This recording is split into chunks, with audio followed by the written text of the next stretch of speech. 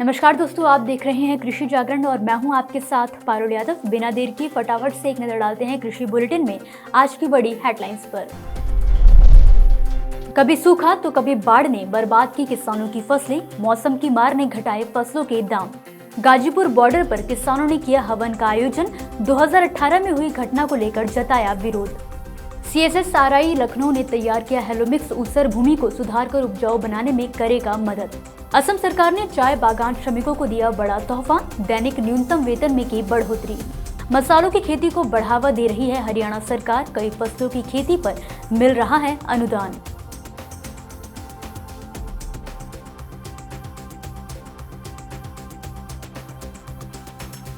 कभी जरूरत से ज्यादा बारिश तो कभी कम बारिश की वजह से किसानों को काफी परेशानियों का सामना करना पड़ रहा है। खासकर महाराष्ट्र में बीते कुछ हफ्तों के दौरान जलगांव क्षेत्र के कई इलाकों में बारिश की वजह से फसलों को बड़े पैमाने पर नुकसान हुआ है। हालात ये है कि अब अगर दोबारा बारिश होती है तो जलगांव के साथ ही यावल, जामनेर, शिरपुर के धुले, नंदुरबार में सोयाबीन की फसल पूरी तरह से बर्बाद हो जाएगी।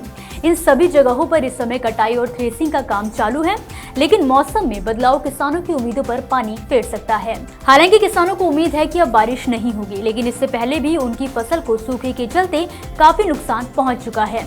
दरअसल जब फसलों को सिंचाई की जरूरत थी तब किसान बारिश की राह तकते रहे, लेकिन वर्षा की कमी ने उनकी फसलों को खराब कर दिया।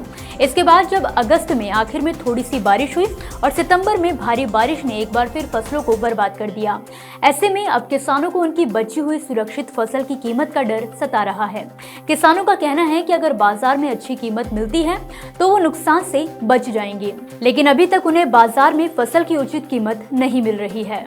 बुलेटिन की बाकी खबरों को विस्तार से बताएंगे, लेकिन उससे पहले मैं आपको बताना चाहूंगी कि कृषि जागरण द्वारा दिसंबर महीने में millionaire farmer of India award आयोजित किया जाने वाला है, जिसका फिलहाल रजिस्ट्रेशन शुरू हो चुका है। अगर आप भी एक बेहतरीन किसान हैं और खेती में नए आयाम हासिल कर रहे हैं तो बिल्कुल देर ना करें और वीडियो के डिस्क्रिप्शन बॉक्स में दिए लिंक पर जाकर अपना रजिस्ट्रेशन जरूर करें। इसी के साथ आप लिंक पर विजिट करके इस अवार्ड से जुड़ी सारी जानकारी भी हासिल कर सकते हैं। बीते दिन यानी कि गांधी जयंती के मौके पर उत्तर प्रदेश के गाजियाबाद में एक बार फिर किसानों ने भारी संख्या में एकत्रित होकर यज्ञ और हवन का आयोजन किया। किसानों ने यूपी गेट पर इस हवन को करने की अपील की थी, जिसके लिए पहले से ही किसान भारी मात्रा में इकट्ठा होना शुरू हो गए। आपको बता दें कि इस दौरान किसान बॉर्डर पर दिल्ली की ओर जाने वाले अंडरपास के नीचे बैठ गए और यज्ञ हवन शुरू कर दिया। किसानों के कार्यक्रम के चलते इस दौरान यूपी गेट गाजीपुर बॉर्डर पर दिल्ली की ओर जाने वाले एक रास्ते को पुलिस ने बंद कर दिया था। आपको बता दें कि साल 2018 में भारतीय किसान यूनियन टिकैत द्वारा किसानों ने हरिद्वार से दिल्ली तक एक मार्च निकाला था, जिसमें गांधी जयंती के दिन किसान पैदल चलकर गाजियाबाद पहुंचे थे और दिल्ली स्थित गांधी जी की समाधि पर जाना चाहते थे। लेकिन उस दौरान किसानों को दिल्ली पुलिस ने बॉर्डर पर ही बैरिकेडिंग लगाकर रोकने की कोशिश की और दोनों की झड़प हो गई। ऐसे में दिल्ली जाने पर अड़े किसानों को रोकने के लिए दिल्ली पुलिस की ओर से लाठीचार्ज, वाटर कैनन और आंसू गैस के गोले का भी इस्तेमाल किया गया था। इस घटना के विरोध में ही किसानों ने यूपी गेट पर हवन करके बीते दिन किसान क्रांति दिवस मनाया है। हाल ही में उत्तर प्रदेश के लखनऊ स्थित केंद्रीय मृदा लवणता अनुसंधान संस्थान यानी कि CSSRI के वैज्ञानिकों ने एक ऐसे जैव फॉर्मुलेशन को विकसित किया है जिसके जरिए अब खेतों की ऊसर भूमि में सुधार किया जा सकेगा। खास बात यह है कि इसके इस्तेमाल से किसान अपनी ऊसर भूमि में अच्छी पैदावार के लिए रासायनिक उर्वरकों की जरूरत को कम कर सकेंगे। आपको बता दें कि वैज्ञानिकों द्वारा विकसित किए गए इस फॉर्मुलेशन को हेलोमिक्स का नाम दिया गया है, जिसमें लवण सहिष्णु जीवाणुओं का उपयोग किया जाता है, जो खेतों में उपज को बढ़ावा देते हैं और ऊसर भूमि की खेती को बेहतर बनाने में मदद करते हैं। इस तरल जैव फॉर्मुलेशन के उपयोग से नाइट्रोजन, फास्फोरस और जिंक की बचत हो सकती है, जिससे ऊसर मृदा में फसलों के लिए उपयोगी तत्व मिल सकते हैं। इसको लेकर कृषि वैज्ञानिकों का कहना है कि आज के समय में फसलों के उपयोग के लिए खनिज, जिप्सम एवं जैविक उर्वरकों की उपलब्धता कम होती जा रही है, लेकिन हेलोमिक्स नामक जैव फॉर्मुलेशन से इसमें सुधार करके अधिक उपज प्राप्त की जा सकती है।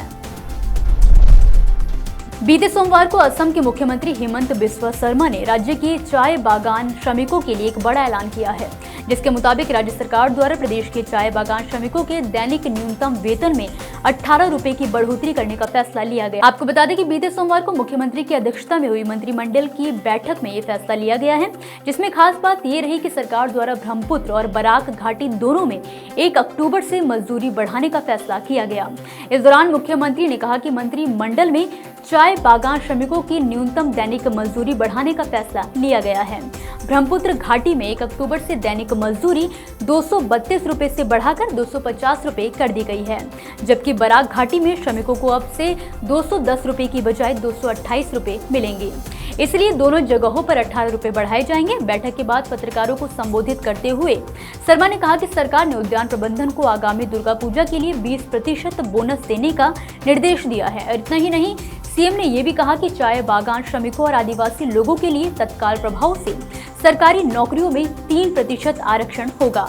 हालांकि ये केवल नॉन क्रीमी लेयर के लिए ही किया जाएगा। हरियाणा सरकार किसानों की आय बढ़ाने के लिए तरह तरह की कोशिशें करती नजर आ रही है। जहां सरकार एक और बागवानी फसलों को प्रोत्साहित करने के लिए नई योजना लेकर आ रही है, तो वहीं दूसरी ओर मसालों की खेती के लिए अब लगातार कृषकों को प्रोत्साहित किया जाने लगा है। इसी कड़ी में हाल ही में गुरुग्राम के डीसी निशांत कुमार यादव ने एक प्रेस वार्ता में बताया है कि किसानों की आय में बढ़ोतरी करने और फसल विविधीकरण के तहत लगाई गई बागवानी फसलों को बढ़ावा देने के लिए हरियाणा सरकार की ओर से मसालों की खेती पर अनुदान देने का फैसला लिया गया है। उन्होंने बताया कि बागवानी क्षेत्र में मसालों की खेती करने वाले किसानों को प्रोत्साहित करने के लिए हरियाणा सरकार की तरफ से 50% का अनुदान दिया जा रहा है। इस योजना के तहत लहसुन पर 30,000 रुपए प्रति एकड़, धनिया और मेथी पर 15,000 रुपए प्रति एकड़ अनुदान दिया जाएगा। वहीं सुगंधित पौधे जैसे कि मेंथा, लेमन ग्रास, सिट्रोनेला की खेती पर 40% की दर से 6,400 रुपए प्रति एकड़ अनुदान किसान हासिल कर सकेंगे। जरूरी बात यह है कि एक किसान अधिकतम 10 एकड़ तक ही लाभ ले सकता है। योजना से जुड़ी अधिक जानकारी के लिए किसान चाहे तो हरियाणा सरकार की हॉर्टिकल्चर विभाग की आधिकारिक वेबसाइट पर विजिट कर सकते हैं।